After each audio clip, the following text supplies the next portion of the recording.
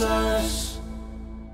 Well, hello my young friends. A very warm welcome to Vivekananda Answers. मैं हूँ आपका host और दोस्त जयंत कृपलानी और हमारे साथ हैं doctor Sameer Brahmachari, chief mentor open source drug discovery and farmer director general CSIR. A big hand for him. And along with him, we have Dr. Deepak Ghosh, Emeritus Professor, Jadavpur University and past Dean, Faculty of Science at Jadavpur too. Now, ठीक है? Okay. आप लोग क्या सोच रहे हैं? My young brigade, मैं कोई magician हूँ क्या? अरे, आज आपको कोई magic दिखाने जा रहा हूँ. Do you think so? Do you think it's magic? No, it's not. गलत. एकदम गलत. क्या आप में से कोई गेस कर सकता है कि मैंने ऐसे क्यों किया? Actually, this is the second law of thermodynamics. Everything is running from order to chaos. Everything is going away from a perfectly ordered state to a chaotic state, as you will notice over here. However, we can try to bring it back to order once more. और यही pure science है. और अगर देखा जाए तो दोस्तों philosophically भी हम इससे एक्सप्लेन कर सकते हैं. After a person attains zenith, there comes a downfall. After a very good time, when life is really in order, comes a time when we face a lot of challenges, or a time when we are sometimes shattered. Now, ये एक obvious circle है, क्योंकि time is represented by a wheel whose axle will come down once it goes up, and so on, and only then will the wheel proceeds. So, अब तो आप सब समझ ही चुके होंगे कि आज का विषय क्या है. Whether there is any compatibility within science and religion. और मैं अपने distinguished guest से पूछना चाहूँगा how you would explain this. First, Dr. Brahmachari. You see, in second law of thermodynamics, we talk about disorder, order. Actually, the life itself is, some sense, organization of order from a chaotic disorder.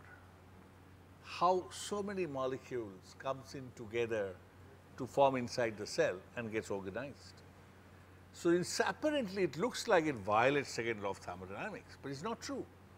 It's where the very fundamental of thermodynamics, the entropy, plays a role. That's why the proteins which are disordered falls into order, the all cell falls into order, all function. It's amazingly different than creating this chaos that you are seeing. So life is some sense, I'm sure Dr. Ghosh can elaborate this further. If you look at the universe from the microcosmos to macrocosmos, from the atom to the galaxies, there is order. Everything is in harmony, everything is in order. But sometimes apparently we feel that there is a chaos, but there is a order inside the chaos.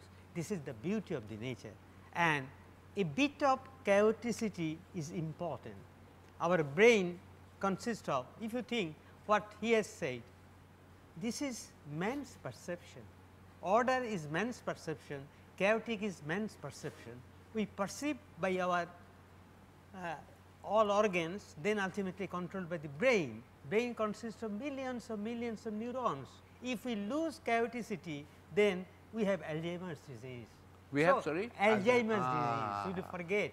But there is a harmony from tiniest to the largest. This is the beauty of the nature, combining order and chaos, but what he has said, there is a order even in extreme chaos. And मैं आपको ये भी बताना चाहूँगा कि Swami Vivekananda ji, who was one of the greatest preachers of Vedanta philosophy, उन्होंने तो दुनिया के अच्छे साइंटिस्ट को भी इंस्पायर किया था. I am sure you'll agree with me over there. और मेरे ख्याल में if I ask what is science, the obvious answer would be it's the discovery of truths. Dr. Brahmachari, Dr. Ghosh. As a young student, when you look at science, you often think it's an experimentation and validation. But as you keep doing more and more, there is a philosophical part. So therefore, intuition in science is more powerful than just the logical part of the science. Dr. Ghosh. Actually, historically, philosophy came first, and all big discoveries were published in philosophical magazines. Transactions. Oh, But when people realized that science is experiment, if you have a lot of philosophical ideas and that will come from intuition, as Einstein said that if you have enough knowledge, enough wisdom, that is not sufficient. No. You must have imagination. Imagination will guide you. I think the children has fantastic imagination. A child is a fantastic scientist. Only thing is imagination we need to flourish. yes, And I think that's what Vivekananda said. yes. Let's mix, let's this scientific temper. He talks about your education is nothing but the manifestation of perfection already in man. Why didn't we have teachers like this in our time? Do you have teachers like this now? I don't know why. I'm sure I would have loved science if I had teachers like both of you. We often come across a debate that mind is connected with matter, is what you were saying, and also whether mind should prevail upon matter or it's the other way around. Should mind prevail over matter or should matter prevail over mind? I'm asking you this. When universe was created from nothing, there was only one force, and gradually they are separated into four forces. Similarly, there was perhaps only one particle, and that particle becomes a number of particles. So, if we study the baby universe and the universe when it was born, it is conjectured there is only one particle from which all particles have come, and there is only one force from which all forces have come. So, this is what is Vedanta. Universe is unlimited, and we as human beings are also limited. For example, we have got limited vision. We can see something within a very limited range. We can hear for a very limited time, limited range. So, if universe is unlimited, then how can we look at the universe, or how can we try to perceive something that is unlimited? That, let me answer this. You know, until we were chimpanzee, we had 3 layers of brain. Then came the 4th layer in the human.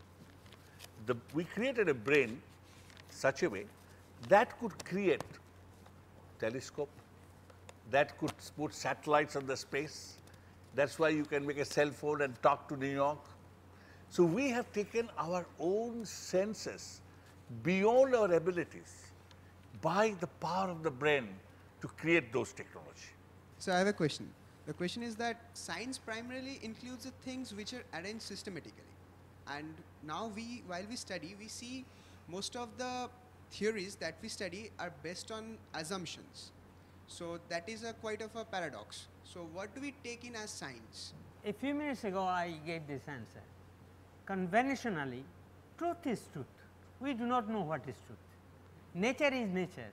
We do not know what is nature. With philosophical background, intuition, free will, we imagine something that this is theory. Say for example, some 50 years back, 100 years back, there was ether theory, theory of ether. Now this is gone. So, every theory will live until and unless the experiment verifies this. Now, you have heard from Einstein, he says that science without religion is blind, and religion without science is lame. It is not true. Science has mobility, and a religion has an inner eye. Can science and religion coexist peacefully? Certainly, I don't know. certainly. That's Religion a is tough not one. in the conventional sense. Religion talks of harmony, science also talk of harmony. What was ignorance of yesterday, superstition of yesterday, is a scientific knowledge of today. What remains a stigma of today will be a scientific knowledge of tomorrow. So, as you said, spirituality and science do have something in common. Would you therefore recommend that young scientists, I'm assuming some of you are going to be young scientists or already are, should kind of try and imbibe the philosophies and the spirituality and the sheer vast expanse of information that Swami Vivekananda used to impart?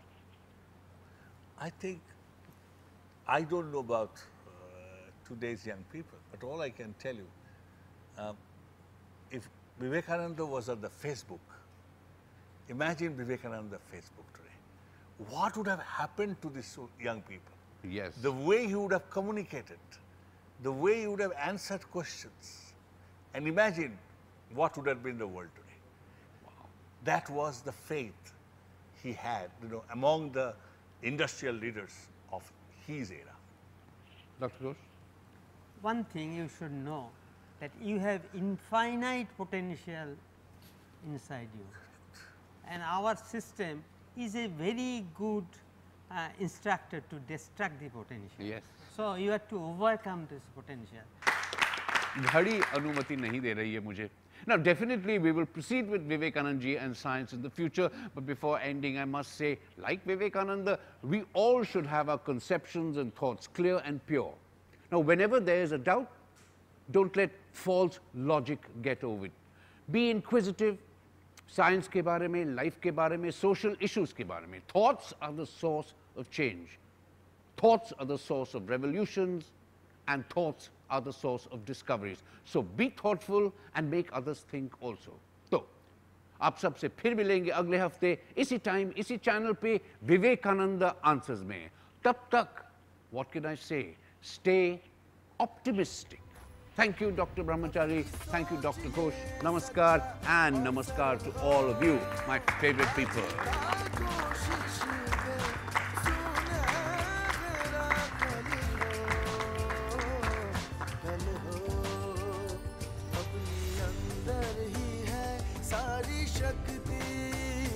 Vivekananda की वाणी और भक्ति